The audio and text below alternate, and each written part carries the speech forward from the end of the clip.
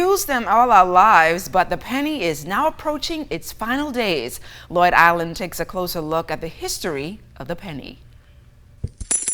The sound of coins is unmistakable, but the penny, probably the most common, may soon become a thing of the past.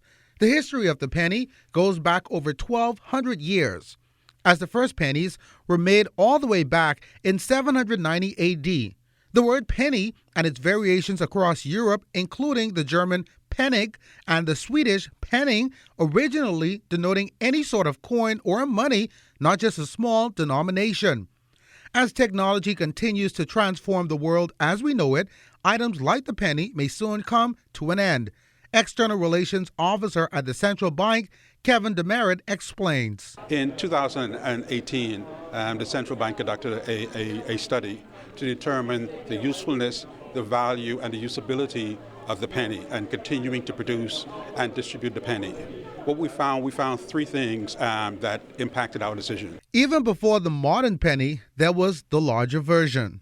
We have persons who has expressed some nostalgic interest in those as collector's items or even as jewelry items. But in terms of the usefulness of the penny itself, that's not quite where it used to be.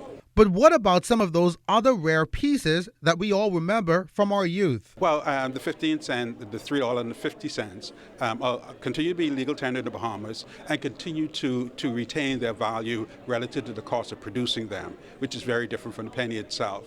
And then we also found that those particular 15 cents, $3 and 50 cents has a certain interest and desire by collectors. So while there is much talk of what the future of banking will look like, one thing is certain, according to Demerit. We expect that as our economy and as the global economy develops, we have more electronic means of payments. There used to be a time when we didn't have the debit cards or the credit cards, we didn't even have checkbooks.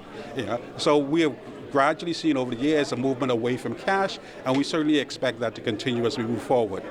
Lloyd Allen, ZNS Network News.